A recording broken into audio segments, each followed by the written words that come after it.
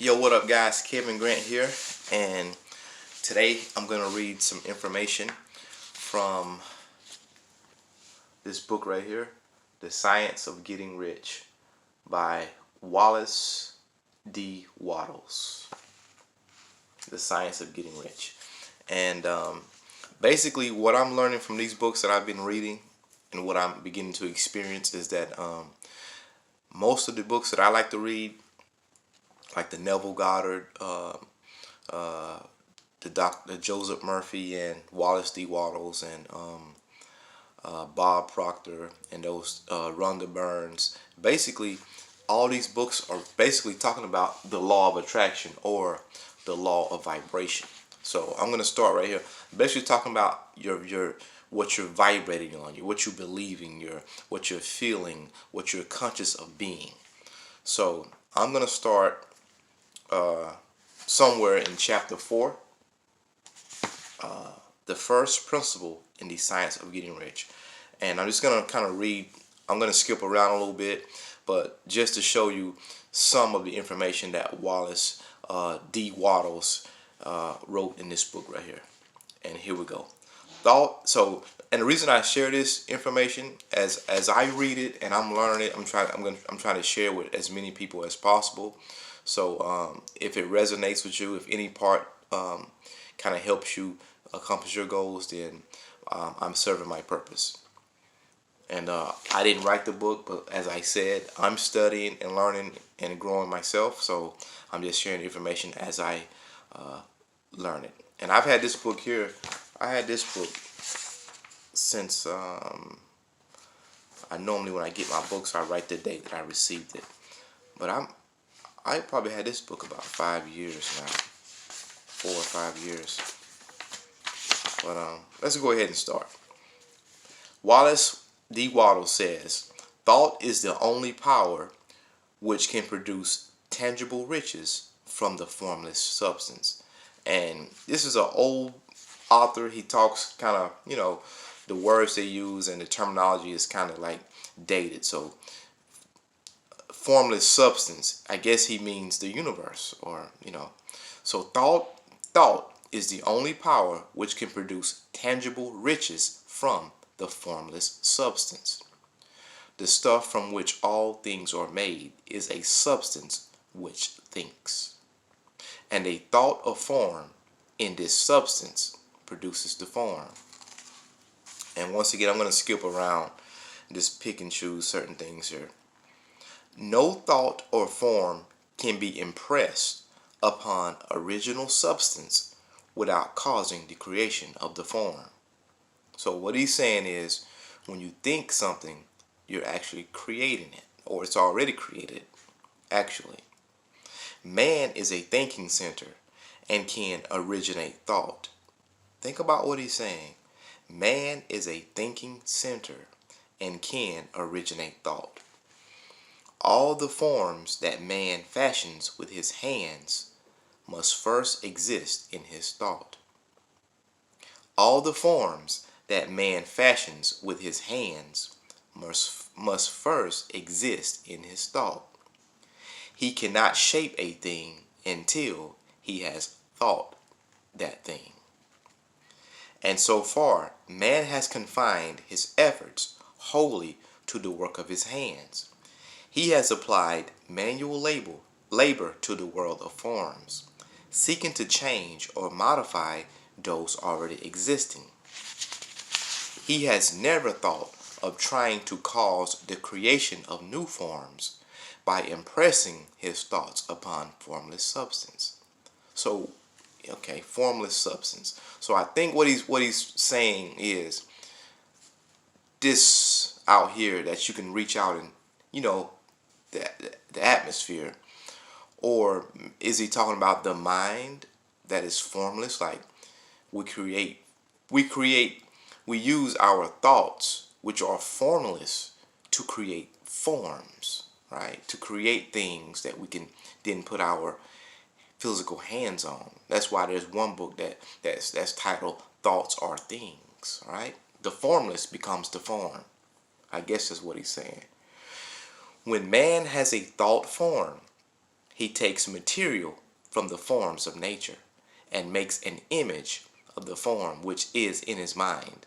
He has so far made little or no effort to cooperate with formless intelligence, to work with the Father. He has not dreamed that he can do what he seeth the Father doing. Man reshapes and modifies existing forms by manual labor. He has given no attention to the question whether he may produce things from formless substance by communicating his thoughts to it. We propose to prove that he may do so, to prove any man or woman may do so, and to show how.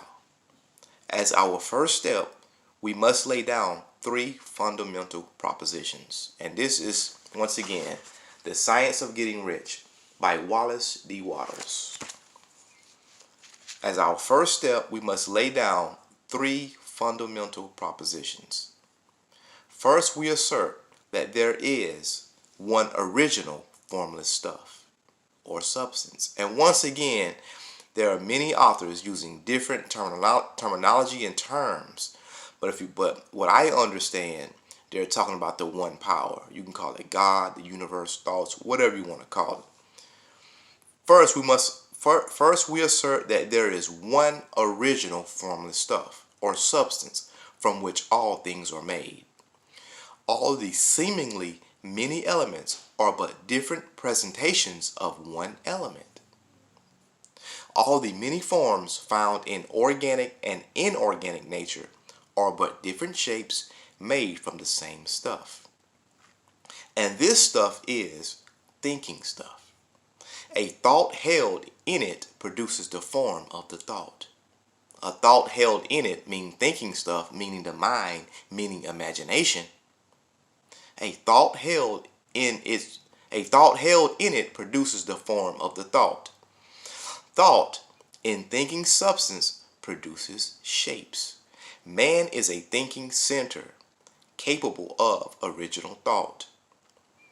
If man can communicate his thought to original thinking substance, he can cause the creation or formation of the thing he thinks about. Once again, if man can communicate his thought to original thinking substance, he can cause the creation or formation of the thing he thinks about. And then he goes to summarize this. There is a thinking stuff. So he's summarizing, making the points. There is a thinking stuff from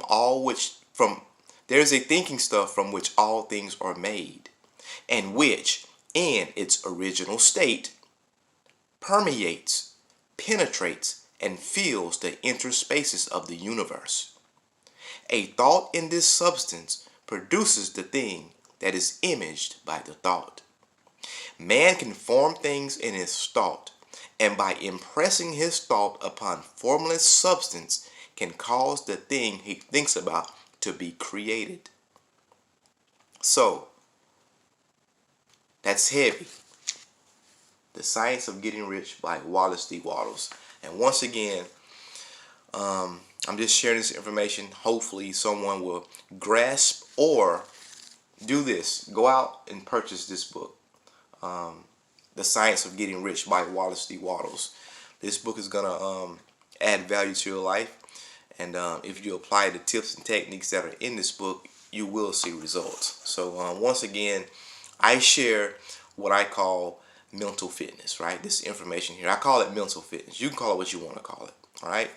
But I just share information. I point people to resources, books, and information, and I listen to what you tell me as far as me doing one-on-one coaching. I mentor, I do life coaching. My information will be below this video. I'm into fitness, health, anything that helps you get better is pretty much what I like to kind of like share and coach people through. So I'm big on consciousness, right? Understanding that what we're conscious of, or what we believe, or the things we say to ourselves, our self-talk. I understand that we are the creators, right? We are the creators of our own reality. So I just try to point people and show them that.